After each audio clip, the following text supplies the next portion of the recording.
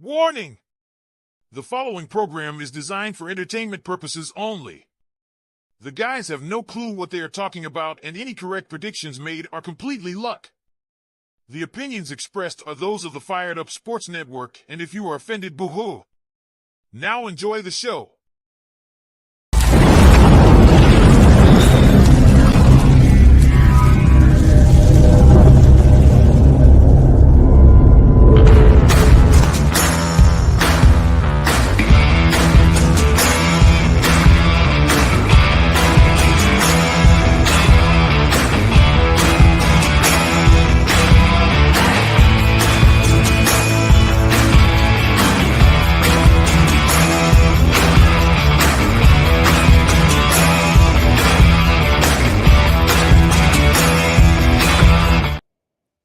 What's up, everybody? What week are we in? 6, 7? What is this? Week 6?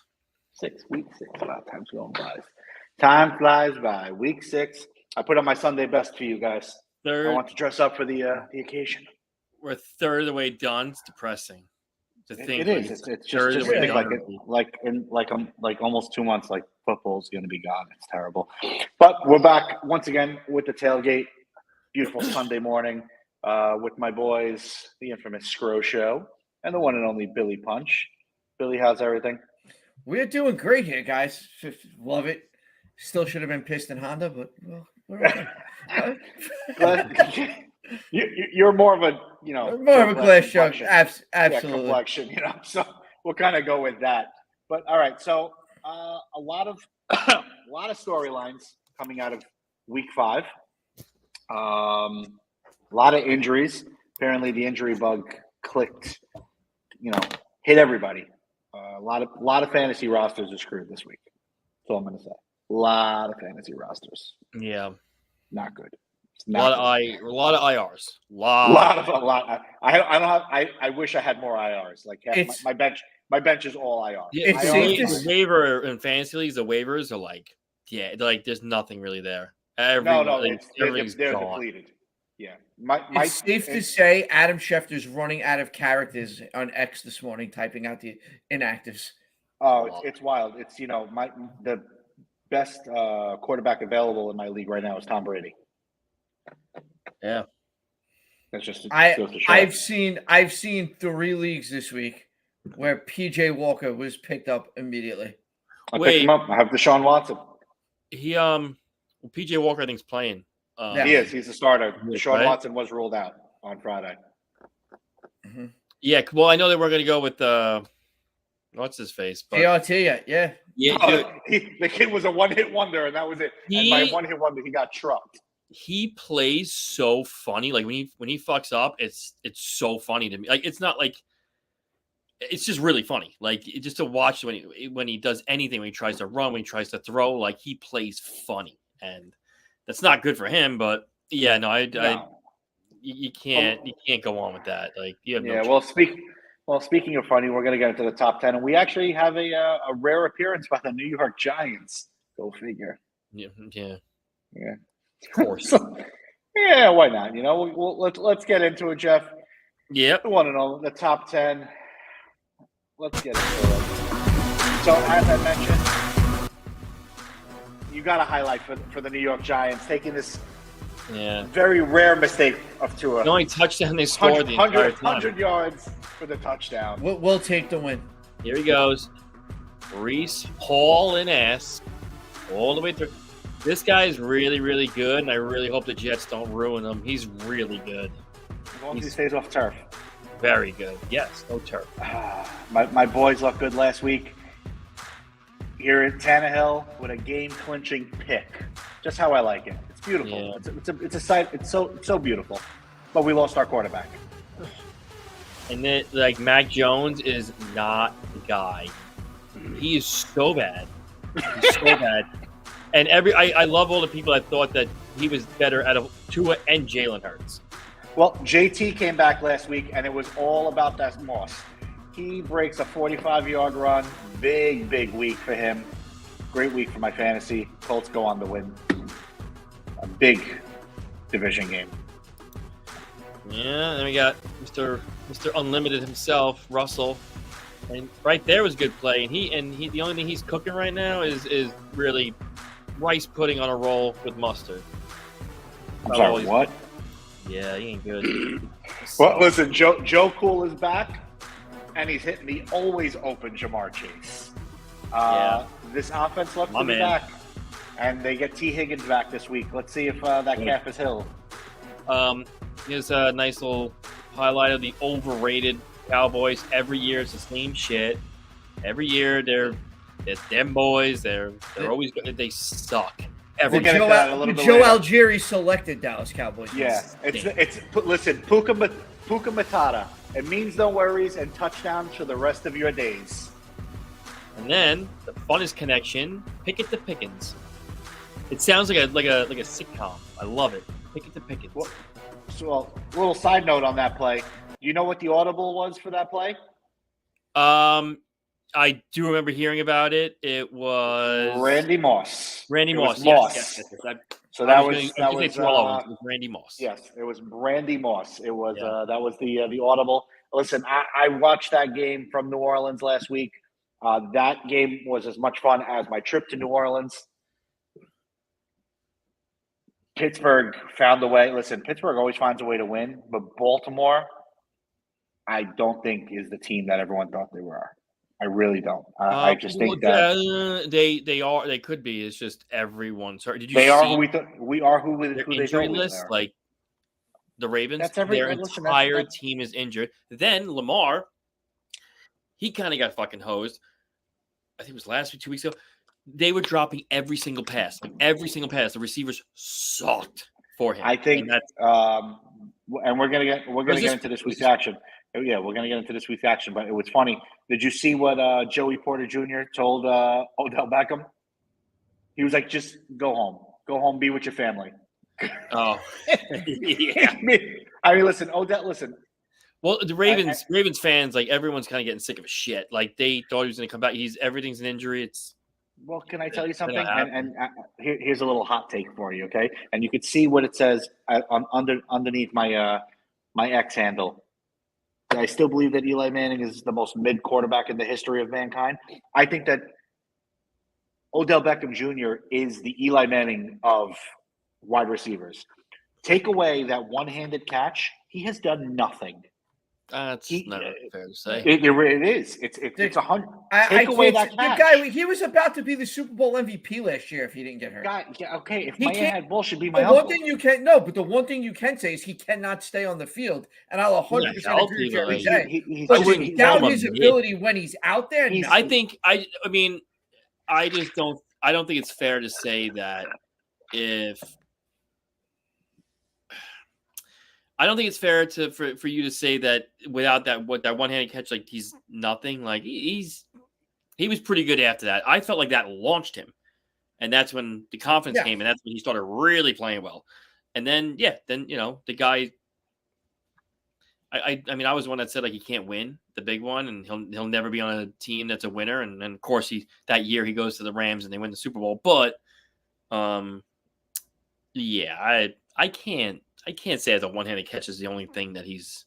No, I mean the biggest knock most people have on Odell Beckham is the hype around him. And that's what makes people not like him. I mean, remember this time last year when he was rehabbing and everybody thought he was going to play last year, that they were begging every team out there, including the Giants. Every fan base wanted Odell Beckham all of a sudden. Yeah. And now every fan base they're all glad they don't have him. Guys, all I'm saying is I'm looking at his stats right now, okay? 2014, 2015, 2016, 100%. Hovered around the 100 catches. He averaged about 1,350 yards, averaged 10 touchdowns. Awesome. No problem. Since 2016, he's been putrid. He broke 1,000 yards twice. Once in 18, once in 19. Well, that's when he went a little out but there. Like guys, this guy's there's all this hype on this guy, But he had 3 solid years. Yeah, but my thing, okay, that's great. There's a lot of people that have 3 solid years. Yeah, but he was. But they don't have the hype that this guy has. No, but I'll also say this: because he did it with. Look at the quarterback's numbers from the years you're putting him down. Look, he wasn't how like bad Baker Mayfield was in Cleveland, and then blame Odell Beckham's numbers. So let's see. So Baker Mayfield. Let's see Baker Mayfield in 2019. Let's see how bad he was. I feel like he's a better journeyman. He's like a Ryan Fitzpatrick. Mm-hmm. So what I feel like he threw for 3,800 yards and 22 touchdowns. How bad is that?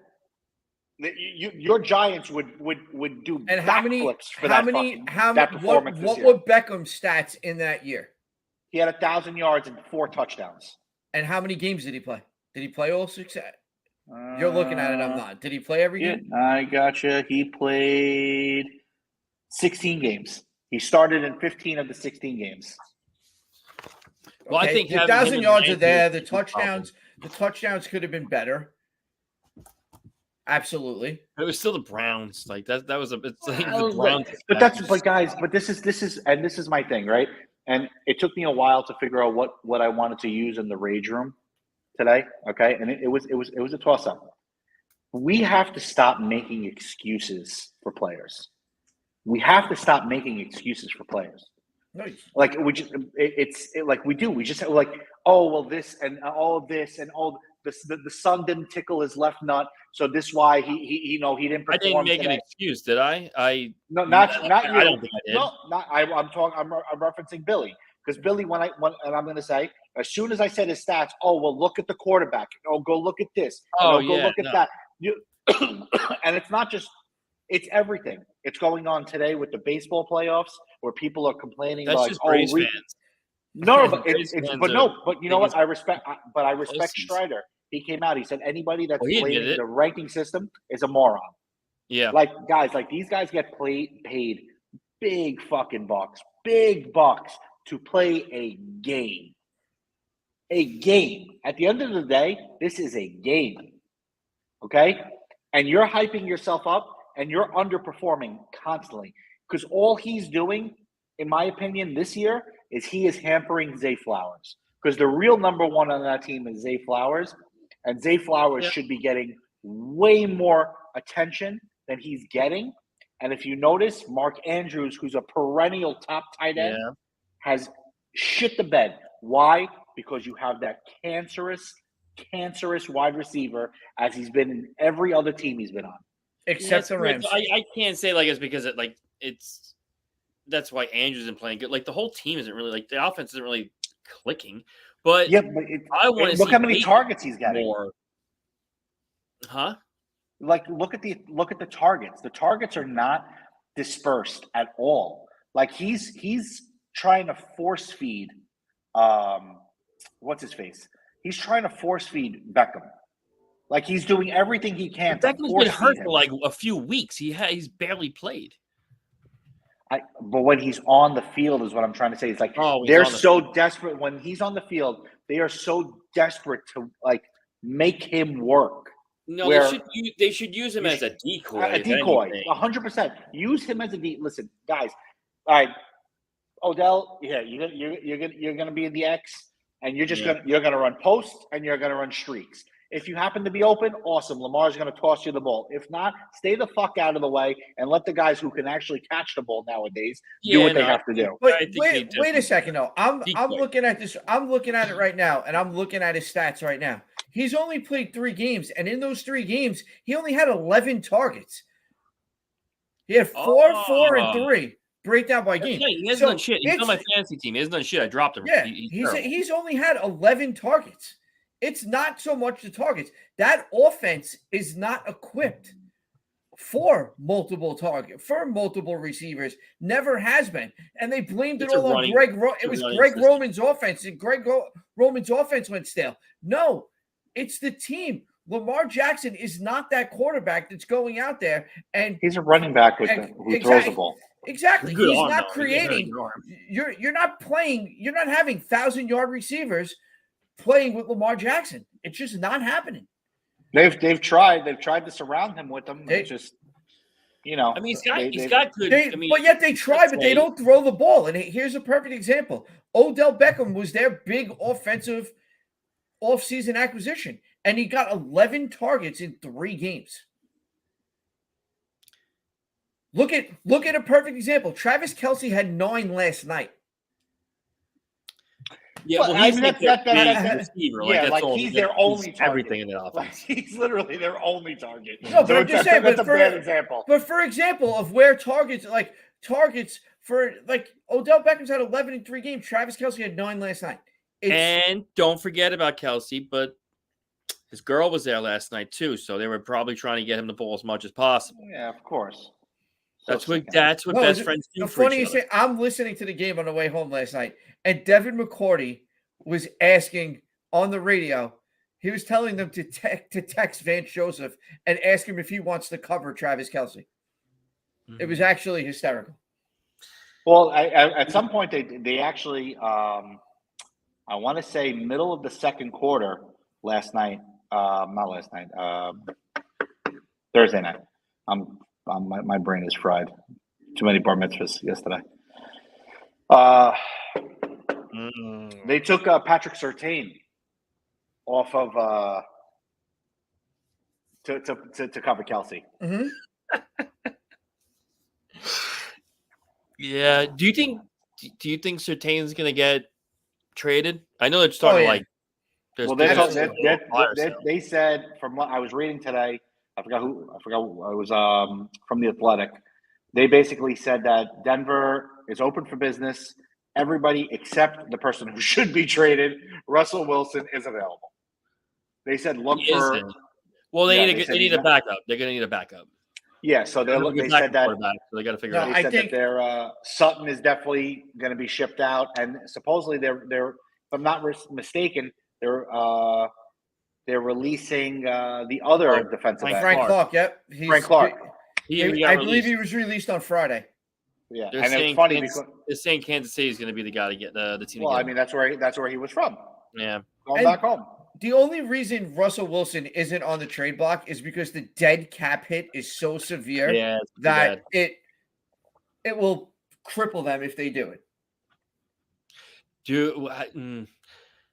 Could that be like the worst trade in football? Absolutely. No. Like lopsided? No. I'm sure there was more, but that's got to be there's definitely more. The Trey Lance deal will probably be one of the worst deals ever conceived. Yeah. But top 5? Mm-hmm. Yeah, I'd say top 5 worst deals. Pretty bad. So my thought process with this, and I know we're pushing off going into the thing. My thought process is this: where does Sean Payton stand on this? Because he had to have had some sort of say when he signed there, right? Unless he really thought that I don't think he likes Wilson at all. Unless he really thought that he was Jesus and he was going to cure, Wilson of all his wrongdoings. I think that the problem is that the Nathaniel Hackett era really fucked with Russell Wilson, and I think that they've gotten away from what they really are. Like, listen, think back even to the days of Elway, right? You had a Hall of Fame quarterback, but that offense was run through Terrell Davis. Yeah. It's always been a run first, right? And I feel like they got away from that because Russell gave you that escapability aspect in the pocket that they haven't had since Tebow. Right. Probably. Yeah, you're right. That You is. know, so like I mean, I think they got something in this kid It's a McLaughlin. Mets legend right there. So, yeah. What? New York Mets legend, Tim Tebow. Yeah, absolutely. Yeah. I think you got something in this kid McLaughlin. I think that Javonte Williams is kind of He's going to get shipped out. yeah. I just don't think he fits their scheme. I mean, I don't know. I mean, at this point, you have a lot of teams, and we'll get into it later. I think we have a lot of teams at that precipice of the season right now, and I know it's only week 6, but it's kind of like, which way am I going? Like, they're at the fork in the road right now, and it's kind of like, am I going towards next year, or am I still giving this year a shot? Mhm. And if I'm the Broncos, I'm making a hard left towards next season. I'm making a bold prediction here. I know we were talking earlier a little bit about this, but like I'm making a bold prediction for this one. Before the end of the season, Russell Wilson will be benched. Before the end of the season. For who? It doesn't matter, dude. They're horrific. They're so bad. He's terrible. It doesn't matter at this point. Sean Payton didn't want him, doesn't like him. Yeah, but then at that point, like, so Billy, I know you mentioned the dead cap hit. Do you know what that is offhand? I'm going to check it right now. Honestly, You know, I mean, at some point, then you got to cut ties and ship him out. And you know what? So that's what's going to happen. I think they're going to. But then why? Don't bench him. Just get him out of town because they can't cut him. They need someone to take him on. Right. Well, that's why I think they're gonna bench him. Because they don't have anybody, but they're gonna keep him there because Russell Wilson's dead cap hit is $46 million, the largest dead cap number in NFL history.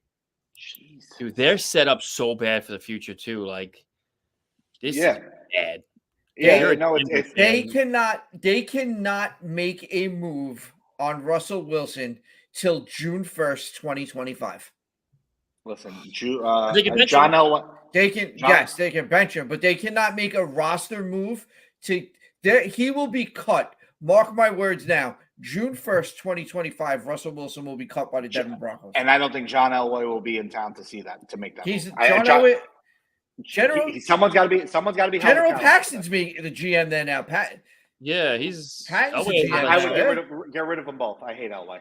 Anyway, Elway's not really involved anymore. I think he's gone. I don't think he's in his. No, he's not even. No, I mean, he stepped down. Tells you how much I pay attention to the Denver Broncos. They're but let's so get bad. into it. Yeah. All so right.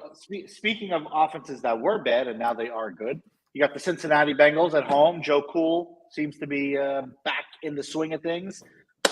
West Coast team coming almost East-ish. Seattle Seahawks. Central, if you go by a division, they're going very central. Yeah, central-ish, So, you can't use the whole West Coast goes to an East Coast thing. Mm-hmm. But, I mean, Joe Cool looked a lot better last week, guys. It's because it's like I said last week, they had to let him get healthy, and they never did. And now he's finally starting to look healthy, which if they would have sat him down for the first 2 weeks, he would have looked like he did last week, week 3. Yeah. He's back. He looks good, and now he's getting T. Higgins back. But I don't know. Did you guys hear like how Witherspoon and Chase have been going back and forth? Mm-hmm. So that should be something fun to watch. I'm going to watch that. But yeah, Joe Burrow. He's still hurt, but he looked really good. Like that offense is starting to go, and that's the team that. They do this every year, like so far with they're starting off slow and then they just kick it into gear and they're good. Yeah. I think their gear started last week and I think it's gonna just now they're just going. Yeah, no, they definitely did. But this year it was a lot more reasonable. Why? Like I said, it was the Burrow injury. And the other thing is on the other side, Seattle, Geno Smith looks more like the Geno Smith of old than the Geno Smith of 2022. It looked like he had his peak last year. He had a great year, but now he's starting to look like the Geno Smith of yesteryear. as compared to that. And Well, this would be a good time for him because the Bengals defense isn't very good. So that would be a good time for him to try and get right. But I the only think bright spot on that offense has been Kenneth Walker. The only bright thank spot in God. the Seattle God, offense. I have him, so that works out really good. I can't wait. I mean, the one guy that I'm actually looking forward to on that offense, and it's funny because like I have a routine with fantasy is I take Madden NFL 24 and I simulate like 10 seasons. I look at all the stats and I figure it out. And the rookie of the year, like 3 of the 10 seasons, was Zach Charbonnet, who was the backup running back. Yes. And listen, I love college football. I like to watch it. Especially like you get home late. The UCLA games were always on. The kid was a beast in college. They have a nice 2-headed monster there. Pete Carroll always seems to find good running backs. Whether or not they stay is another story. But I'd like to see him get a little bit more involved in that offense. Yeah, I mean, Walker's been so good that he hasn't gotten this. Everybody thought by now Zach Charbonnet was going to be the starting running back there. But Walker has just been actually good. And the one thing to watch out for in that game, guys, DK Metcalf's rib injury. What is he going to look like out there, and how long is he going to be out there? It looks like a rib injury on a wide receiver, not a good combination. T. Higgins has one. I mean, if you want, they can call Deshaun Watson. I'm sure he has a couple of massage places that'll help him work out his their It's injuries. a broken rib, then you really can't do anything with that shit. Yeah, but they can rub it. I guess out. I like that. I like what you did right there. That was good. See what I did there? I do want to see Witherspoon versus Chase though, and I want to see if Higgins is actually going to he's going to play. I think to hear what he said he plans on playing, but I don't know if he's going to get the ball much. He had a fractured rib a week ago, and he's going to try and play. I just don't see them getting the ball. Like we were talking about earlier. I think he's going to be a decoy more than anything. I hope he's not, but unless the fracture wasn't as bad as they thought it was, I don't know. The biggest thing there I think too. Be more decoy. Cincinnati offense. Now that the passing game is going, it opens it up for Joe Mixon to get going too. Yeah, he'll go. Yeah. But that whole team is they're going to go. Like I said, it's every year they do this, and then every year they hit a gear and they take off and they're fine. So I'm not really too concerned. But we're going to go to, speaking of a team that's taken off and hasn't looked back yet, we have the undefeated San Francisco 49ers heading to the dog pound in Cleveland, which was circled on a lot of people's calendars as a potential upset alert. But Friday, we learned that Deshaun Watson is out, and P.J. Watson is now the quarterback. That's going to be a lot of fun. P.J. Walker. That's how, guys. My stats are off today. I apologize. P.J. Walker. I had the first 2 letters right. You seem like Lou. You're mispronouncing everything. Wow. Yeah. I didn't say you were. I said you sound like him. That's so much better this way. But Billy, here he is. The 49ers, is there any team that can keep up with them? Any team? Offensively, absolutely not. I think there's 2. To keep up with them? I think the Philadelphia Eagles. I think the Philadelphia Eagles can keep up with them. That's one. Offensively, I think the Chiefs can keep up with them. Say it.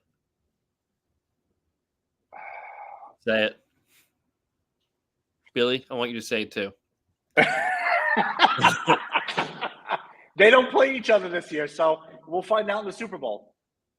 No, they do. They play San Fran. No, you don't. Yeah, we do. Do you? Oh wait, no, we don't. We play. I was gonna say, Germany. Chiefs in Germany. Yes, yeah, because I was gonna say we were discussing at work today. We were looking at the schedule for the Niners, and if you're gonna pick a loss anywhere on that schedule, there's probably 2 spots. When they go to Seattle, where they've historically not played well, Right. and against the Philadelphia Eagles. If they get through those 2 games, they're going undefeated. There's no question about it. There's nobody else on their schedule that is going to pose any sort of opposition to them. Do you think, Billy, I'll ask you actually, do you think McCaffrey is 1 touchdown away, I think, from the record? Mm-hmm. Or tying the record? Tying the record, right? Tying it. You think he gets it? Absolutely. I think they're going to make sure he gets it. Because honestly, there's no reason to talk about the game right now because it's going to be anybody out there interested, putting money on Christian McCaffrey as the first touchdown of the game isn't a bad bet at all. Yeah. Meanwhile, we're all here sitting here talking about how this game is going to be a complete annihilation, and San Francisco is going to win by like 1. It happens all the time. I don't see it. Listen, I don't know, man. Listen, the only part that we're discounting here, okay, and we shouldn't be, is that Cleveland Brown defense. Statistically, that is the best defense in the NFL. Statistically. Okay? Yeah, but they're going against one of the offenses. Right. The problem is weapons. Right. The problem you're going to face, though, is that's a very vaunted defense. However, no matter how good your defense is, if your offense cannot produce points and keep your defense off the field and continually give up short fields, your defense is going to break. Myles Garrett's going to go against Trent Williams, right? So now, if they're smart, what they should do that the Cowboys did not do last week is they should move Myles Garrett to the right side. Mm-hmm. I don't want Myles dealing with Trent Williams at all. There's a reason why Trent Williams is an 11-time Pro Bowl left tackle. You're not fucking with him. Leave him alone. Put someone else up against him. Give Myles Garrett an opportunity to win. That is one of the big reasons why the Cowboys, one of many reasons, but one of the many reasons why the Dallas Cowboys defense last week was beyond inept, because they basically served up Micah Parsons to Trent Williams and said, "Here you go, son. Enjoy doing nothing the rest of the fucking night." Yeah, I thought that was a little weird. I was kind of waiting for them to move it, and they never moved him. They just let him go after Trent Williams. I mean, you always think that your guy's the stronger guy, your guy's the better guy. I get that, but when you're in the league that long, like the first half, like nothing's going on. Like, all right, we gotta. I just don't get it. Does anybody else not notice that the over/under in this game is 36? They don't think because they don't think Cleveland's going to score at all. No, exactly. and I'll be honest with you, like I said, the spread jumped from it was 6.5. No. And that's the part that was the Deshaun Watson. Like, once they announced Watson was not going to play, something doesn't smell right. Sometimes you get that aroma. This smells like fresh tuna out of the ocean, because how does it go from Deshaun Watson playing -5 to Deshaun Watson not playing -9.5? It doesn't make sense. Yeah, this should have went to 11 or 12. It should have, yeah, but then there was and I know that Angelo. This happens all the time. I know Angelo's going to comment any second now and basically say like, "Oh, well, you can't do that because they're on the road." They're a significantly better team without, they're a significantly better team with Deshaun Watson. Even though as bad as he's played this year, they're significantly better. Exactly. Last week I agreed with him when he said that. Now there's exceptions to that rule, and this. What PJ Walker we're talking about, 11-12. I agree with you this week. I don't care if you put TJ Walker back there. It doesn't make it, Texas Walker Ranger. It doesn't matter what Walker you put. JJ Walker. TJ Watson can go back there. I don't care. You can put whoever you want to put back there. It doesn't make a difference. It's just Deshaun Watson. Like I said, he hasn't lived up to his billing. I think that he's a little too relaxed, for whatever reason that may be. And I don't think that, I don't think he's going to have a very long tenure in Cleveland. But the problem, unlike the aforementioned Russell Wilson, he's got a fully guaranteed contract. So he's going to be even harder to get rid of. Yeah. Oh yeah, no, he's there forever. That's Yeah, forever. they made that bed and they're lying in it. Yeah, no, that's his forever home for sure. Yeah. But let's back-to-back weeks for a division game for my boys. To take care of the Tennessee Titans last week, and Gardner now, Minshew revenge game. yeah, and Mhm. now Mhm. Jacksonville from 2 weeks in London, come home and host the Gardner Minshew-led Indianapolis Colts. This team has showed me a lot, Jeff. I love this team through and through. We've had our discussions. I haven't been a fan of Anthony Richardson. He has grown on me. He can't stay healthy. But this is starting to bother me. Yeah. Because now, if it's not a concussion, now it's an AC strain, and now it looks like he's out for a minimum 4 to 6 weeks. Yeah. Okay. And he hurt that joint you don't want to hurt when you're a quarterback. Exactly.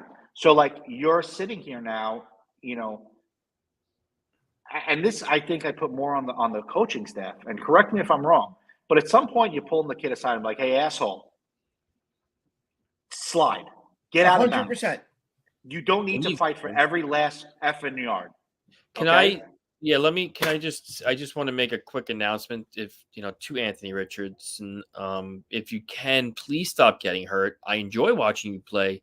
It's fun to watch you play. So it would be really, really cool of you if you just stop getting hurt. That would be I'm asking just that. That's all I'm asking. Proceed. Yeah, listen, you echoed my sentiments. Listen, I said, I questioned his whatchamacall, the pick from the day of the draft, and Jeff, you and Ray, sorry, Billy, you weren't here at that time. Yeah, I said it was gonna be really good. Raw talent. This is the right pick. Big arm, big dude, big arm, legs. Whatever. Mm-hmm. And as I'm watching, I'm watching him make these throws, and the ball's on a line, and I'm like, you know what? Okay, all right, starting to grow on me. He had a couple of big games, big comebacks that, even though he wound up losing the game, but that comeback against the Rams, it was big. And now the whole season goes into the shit. Because 4 to 6 weeks, I like Gardner. I like the stash. No, you have the best backup quarterback in football. I don't think there's really a debate on that. I think that Minshew is the best backup quarterback in the league. So you're in good shape. He just doesn't have that it factor that Richardson. Well, no, he has. When he comes in, he usually goes good for about 3-4 weeks, and then he just sucks. He's the perfect backup quarterback, like you just said. 3 or 4 weeks, get him out of there.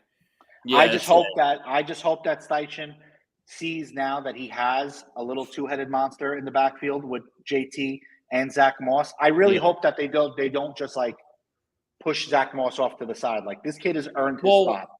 I did read that earlier this week that they're gonna up JT's load. They're nice. So he's gonna get a lot more carries. So or at least more. Yeah, listen. I think if I'm not mistaken, I think he's your guy. You got to get him going. He didn't. No, of course. But what I'm trying to say is you also can't keep you can't keep shitting on him. If the guy produces, you can't. Zach Moss last week. No, I get it. 23 carries, 2 touchdowns, 165 yards. That's nothing to scoff at. Whatever. JT only had 6 carries, but it's I'll bring up my team. I would say go. Yeah. Just to give you an idea, you had most, he was doing good, and he wasn't really blowing anyone's dick off, but he was good. Then Achane comes in and just lights the fucking world on. And then they started giving him more carries because they're going, let's go with the hot hand. This guy, no one's touching him. He's going untouched for 60 yards. He can catch, he can go. He's just as fast as Mostert, which is really sick. But Mostert's kind of went down, he's not in every play like he was before. But that's the thing. You got to go with the hot hand. So if Moss is giving you the hot hand and he's going and JT's still trying to get his legs going, it's just it sucks. But you want to keep Taylor going. Since he didn't have any, he didn't go anything in the preseason, right? He didn't play at all. So He didn't he's play got at all. no legs. Fresh legs. He's got fresh legs. Well, it's fresh legs, but it's also it's early legs. You know what I mean? Like that's when you have preseason, so you can get that shit out and go. But yeah, but I think if like I said, if Moss is going and he's producing, then yeah, you go with him. But you can't take Taylor out altogether, really. No, I'm not saying to take Taylor out, but what I'm trying to say is that we'll give less touches. Really. Ride the hot hand is what I'm saying. Hot legs, I guess you could say. I don't know, fucking running back. I'm going to use the age-old adage. These things always find a way. They always end up working themselves out somehow. Yeah, well, here's another one. Dalvin Cook and Breece Hall. They didn't, Breece Hall's come back from injury. Let's let him go easy. Well, we got Dalvin Cook. Now Cook doesn't fucking play because Breece just took it and ran. And also Dalvin Cook, as bad as Dalvin Cook looked, it made it a lot easier for the Jets to go away from it. And in Indianapolis now, it's the direct opposite. Zach Moss looks great, and it's going to be even harder to do this. But at the same, like I said, these things work themselves out. Yeah, no, exactly. It's a great problem to have. The bigger problem they have is, like Joe said, you have to teach your quarterback how to protect himself. Right. But I think it'll be a good game. The only thing that I'm looking to see is there any lag effect for Jacksonville? 2 weeks in London, if there's any sort of layover from that. Yeah, no, that's that was actually one of my thoughts. They were over there for 2 weeks, but yeah. So you get kind of acclimated and whatnot. But you got the aforementioned. You guys mentioned, Breece Hall and Dalvin Cook. We're gonna go down to good old MetLife Stadium. The Philadelphia Eagles come up the Garden State Turnpike and visit the wonderful New York Jets. Yeah. Eagles are way too good, man. Like for the Jets, they're good in general, but they're also way too good for the Jets. And again, I'm surprised that this line is where it is. Sorry. Yeah, it's a home dog. Yeah, you know what I mean? But guys, that could only mean so much. That could only mean so much. The difference between this game and the 49er game is the Jet defense can keep them in this game. Yeah. So could the Browns. The Browns are the number one defense in the league, guys. I still think Breece Hall can do enough in a game like this, and Garrett Wilson can catch a few passes. I still think they can do enough to keep the Jets in the game. Will they win the game? No. But I think they can keep them in the game, where I don't think the Cleveland offense with P.J. Walker has any shot of staying in that game. I just want, so really quickly, because I want to go look at it, okay? The Cleveland Browns, okay, are giving up 196 yards per game. The next closest is the Baltimore Ravens at 266 yards. You cannot tell me that a team that is giving up less than 200 yards a game can't keep somebody in the game. You can't use it for one side and not the other, because I'll tell you what, the Jets aren't even top 5 on this list. And I'll tell you where the Jets are. The Jets are bottom 10. Okay. The 4 opponents of the Cleveland Browns defense, how bad did Cincinnati play week 1? Yeah, that's Pittsburgh true. is Pittsburgh. Yeah. Ryan Tannehill and Lamar Jackson. I'm not taking anything away from the Cleveland defense, but they haven't played a team at this level. I'll give him credit on the Ravens. But like I said before, the Ravens wide receivers dropped every fucking pass. Like that was just ridiculous. They have not played an offense. They have not played an offense at the level of the 49ers offense yet. No. But to second what you're saying, they lost to the Pittsburgh Steelers. They lost to those Baltimore Ravens. I mean, they suck. But again, those are if I'm not mistaken, I believe those are 2. No, the Pittsburgh Steeler game was that whole division plays each other ridiculously tough. Like, And the Jets. Meanwhile, you look back at the Jets. They played three of the top 10 offenses: Kansas City, Dallas, and Buffalo. All I'm saying is you can't use the excuse for one side and not the other. That's all I'm saying. Yes, maybe it's but skewed opponents by. kind of mean the opponent. opponents. Yeah, I mean it's a factor in the You game. can't. And to me, in this game, I think I've seen enough from the Jet defense that I think they can keep in the game. Where Cleveland, I have, as good as they've been, I haven't seen them play that top level team yet to say they're going to do this against anybody. Like you just said, he's not going to go out there and abuse Trent Williams. Yeah. Also, I'm just looking at it. So, yeah, good. One thing. Not many people know this little nugget, but Zach Wilson, when he came back and started playing well, he has not been wearing his headband. I'm not saying that's the reason why he's playing good, but I can't say it's not the reason. So what you're saying is we should change our Zach attack shirts? Well, he's not wearing the headband anymore. He took it. He didn't use it in the Kansas City game, and he played pretty well. That was probably one of his best games he ever played at the pro level. And then last week, he didn't play terrible. He played way better than he has been or he ever has. So I don't know if that has anything to do with it, but I'm just throwing it out there. Or it might be the fact that he saw Donna Kelsey and it's all that could also be it either. I can't confirm or deny it, but what I can say is facts are facts. Numbers are numbers.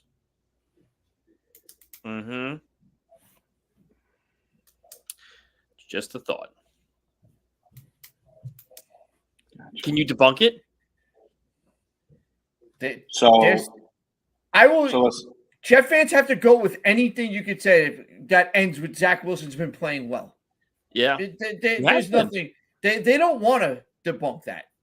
Yeah, no, he actually has been. He's been playing pretty decent. I'll give him that. I don't give him credit at all, but I'll give him credit. No, I think what they finally did was they took the leash off. Just let him go, let him rip it. Just let him go. That sometimes that's all you got to do. Listen, sometimes you gotta, you just gotta let you gotta let them go. You gotta let these kids go with what brought them. It worked with Justin Fields. I mean, you can't take a kid. I gotta shut this. The coaching on. I just gotta go and do what I know. Sometimes you gotta let the Mormon Manziel do what he's got to do. Mormon Manziel. That's what they used to call Zach Wilson. Oh, the Mormon. Yep. The Mormon. I get it. I see it a little bit.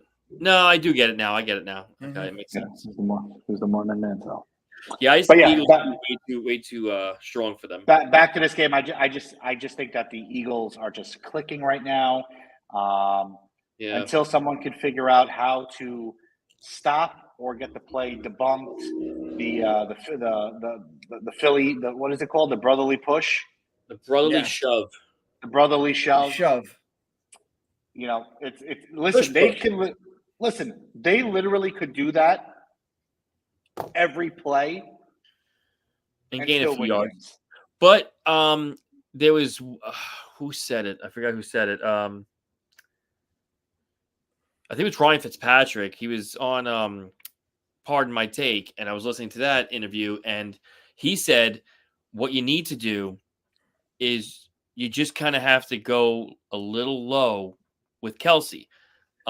He's saying not don't hurt anybody, but you guys have to just ram it down their throats when they try it. Have everyone do it, because eventually, what he said was, eventually it's going to keep happening. He's going to get hurt so much where he's going to turn around and be like, all right, guys, I'm tired of getting just smashed up. Like, we got to call something different. Like, they know I don't want to get hit anymore like this, so we got to stop. So it made a good. I mean, that's really what you got to do. You just got to get as many of your strong guys and just put them right through the middle and just crush the center, crush him, so he's afraid to get hit again. I mean, it makes all the sense. Yeah, it definitely does. Good interview too. It's funny. Yeah, but I mean, it's tough because if you ever seen like the video of it, they get so fucking low. Right, but you got to get so lower. low. That's what he's saying. You How? got to What are you go gonna lower. crawl? Yeah, you got to get lower. You got it, and then you got to hit him hard. And like that's what they're saying. Like, it's not that pile up shit. It's I get it. yeah. So I mean, who knows? Someone will eventually All do right. it. Billy, you ready to push the button? It's time to push the button. Push the button.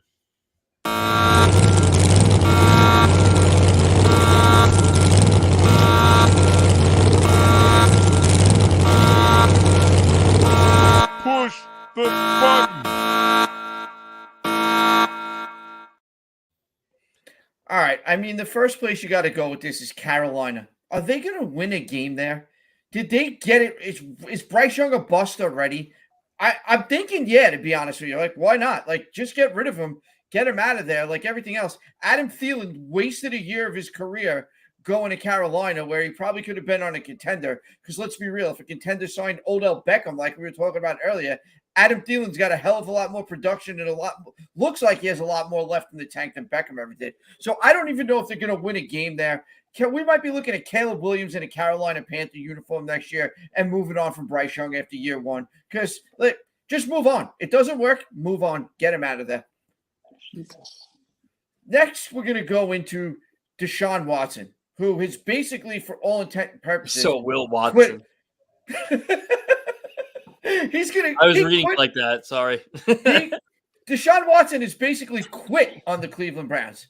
From everything we hear is he's been cleared to play, and he's choosing not to play.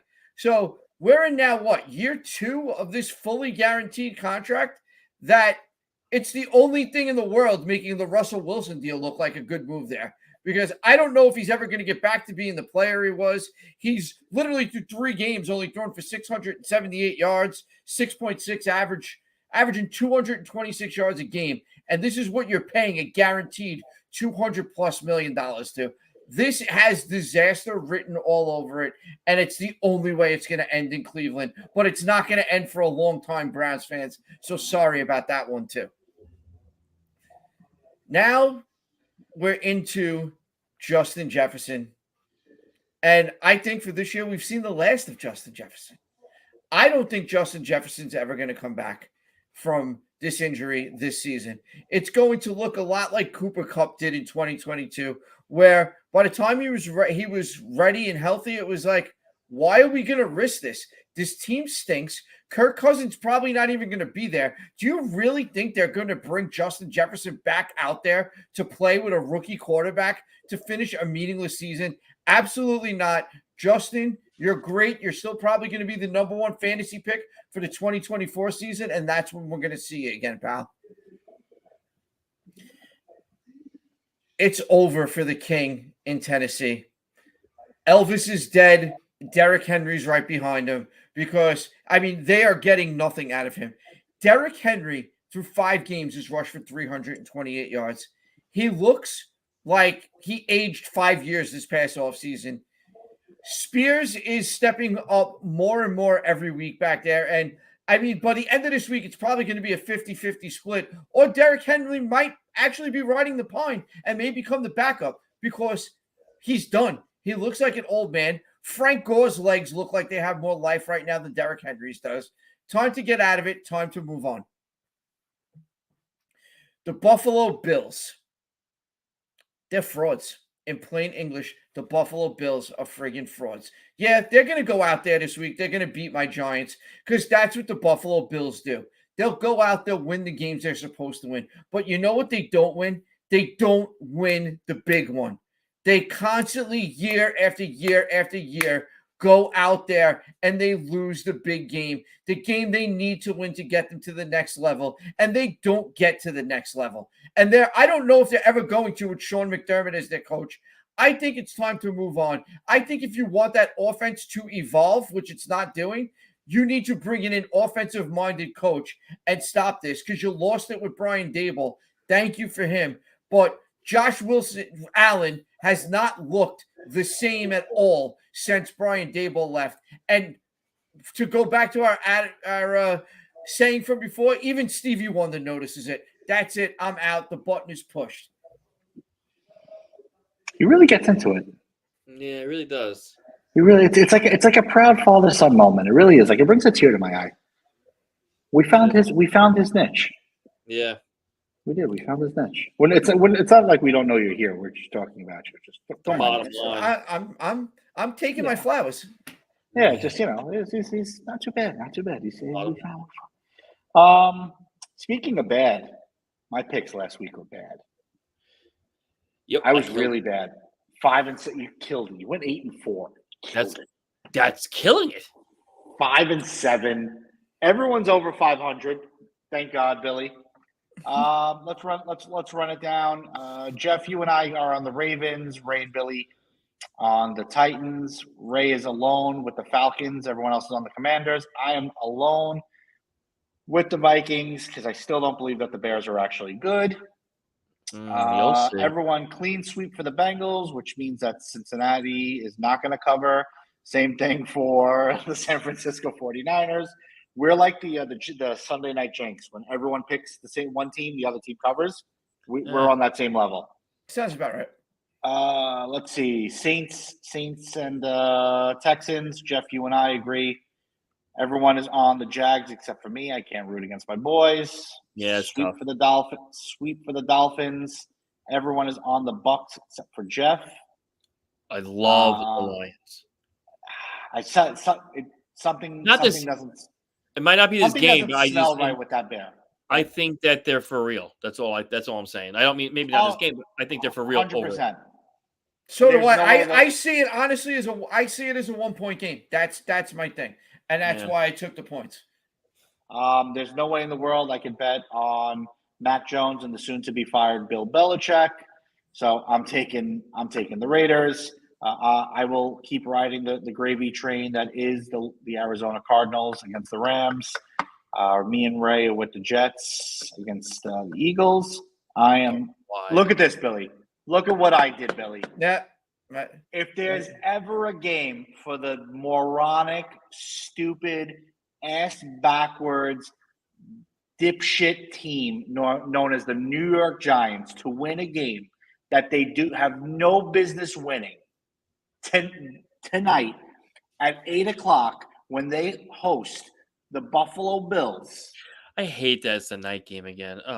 Imagine NFL, Josh Allen blows games to the Jets and Giants this year. Listen, the NFL must fucking hate the Giants because they have put on the biggest slaughters, okay, on primetime television. Do you want to hear a little stat? Sure. All right. So between the Jets and the Giants, right? They've played 25 night games. Both of them, combined. What do you think the record is? 1-24. 25? Out of 25. I'm going to say 4-21. 2-23. It was one. So fucking bad. Yeah. It's great. That makes my life. I think the Giants are undefeated playing in New York. I think it's only 3-0, but still, like it's still they're still bad. Still undefeated playing in New York. Yep. I came so close to making this next segment about them. It came so close.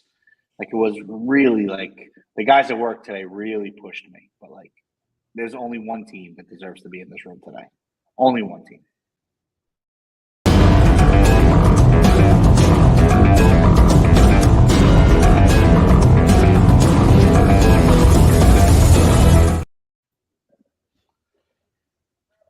Welcome to the Rage Room, Dallas. The most inept fucking coached team in the history of the NFL. Guys, I have tried to ride the coattails, my family members, my best friends, all Cowboys fans. But it has become so burdensome. Like, I feel bad for you guys that you have to wake up in the morning and say that you're a Cowboys fan. Like, it's truly pathetic. You have a quarterback that your whole team has given up on. They have no belief in him. You have a head coach who has not been good since Green Bay. And if you notice that the Hall of Fame quarterback that he left behind in Green Bay was just fine when he left. And Dak Prescott was just fine before Mike McCarthy walked his fat ass into Dallas. Okay? They need to blow it up. The stadium, Jerry Jones plane, Jerry Jones house, Jerry Jones. It starts with and ends with him. They need to get a real fucking GM to run this team. Dallas Cowboys will never, ever, ever sniff a Super Bowl as long as Jerry Jones is running the team. Mike McCarthy is your head coach. And unfortunately, I'm sorry to say, the Dak Prescott era has come and gone. It's time to go. Time to move on. He's not working. The guy does not know how to read defenses. He makes way too many bad throws, and he has no heart and no clutch. Okay? You could tell it by his interviews at the end, and he's like, ha, ha, ha, ha. He's laughing as he's coming off. If I was his teammates, I would have punched him in the fucking mouth, laughing after throwing an interception when you're down 45-10. Go fuck yourself, sit in the corner, and be the bitch that you are. That's what he is. I'm done. Wow. Sorry. I mean, yeah, they're not good. It had to be said. I think they're a fraud. They're a fraud good. You know what I mean? The like biggest fucking fraud ever. And like it's like I'm a Yankee fan, okay?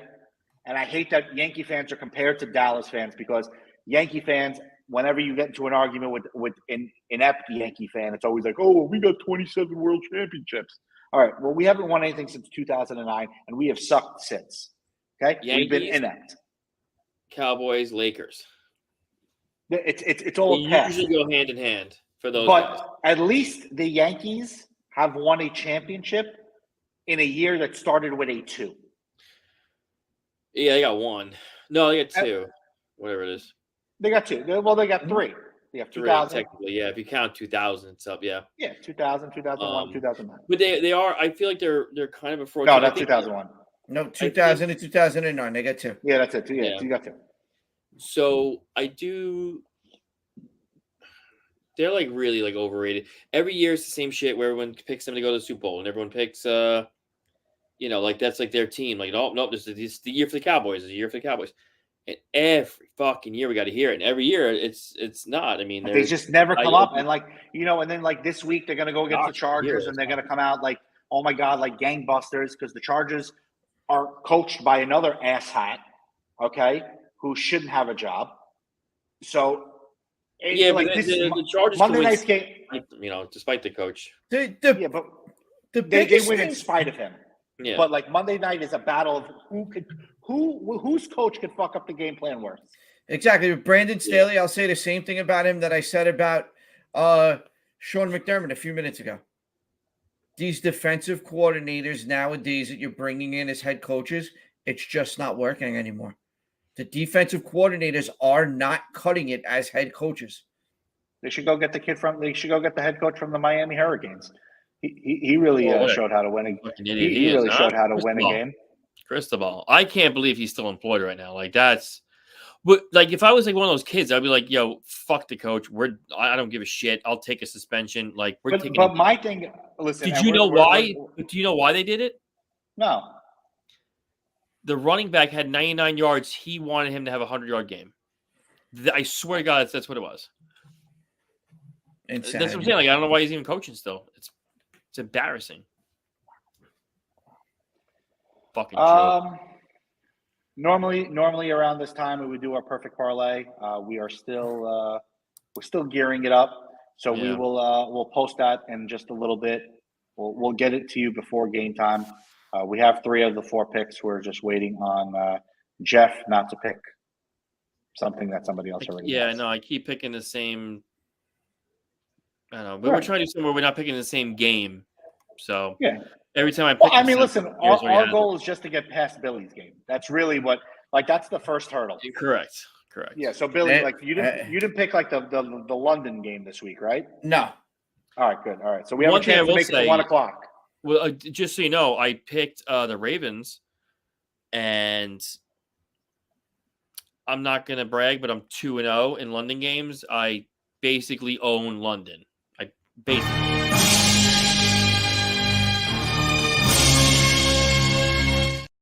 I lost last week, though. No, I was just playing your theme song. Since you know you're perfect. Yeah, with no, something well, else. yeah, no. You could put 2-0 in London games. All right, no going for 3-0 right now. All right, no problem. So that'll I'll change the Yes, thread correct. for next week. Correct. Yeah. Anyway, guys, bold predictions. Bold prediction for week 6. I'll go with mine. My bold prediction for week 6 is Justin Fields keeps the momentum going. He'll throw for over 300 yards against the Minnesota Vikings today. Interesting. Yeah. I think he's back. Okay. I'm going to go in the opposite direction, and I think we're going to see our first quarterback change of the season, and it's going to be Taylor Heineke coming in for the Falcons and Desmond Ridder finally going to sit down.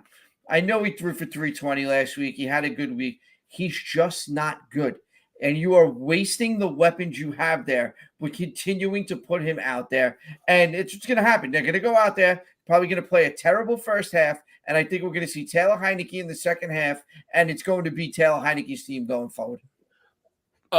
Quick little nugget about Ridder. 31-0 at home since college. 31-0. He has not lost at home in the NFL or in college in the last. And they're home. And they're home.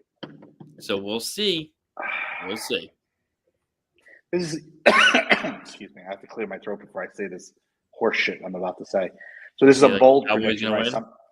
No, bold prediction. So like something that if it happens, you look like, oh wow, you're the smartest man in America.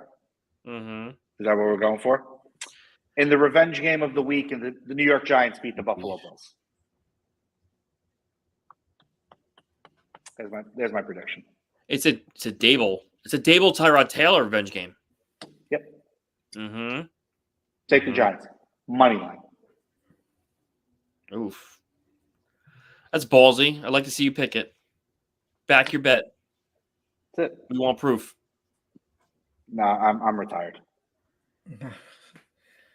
It'll be a real good night tonight if it does happen. Listen, right. If that happens, I'm sure that our good friend from last week will come back on the show. Oh, absolutely. Just to glow. Just to glow. Yeah. No, I kept her off this week. Kept her off this week. That was a fun episode last week. All right, boys.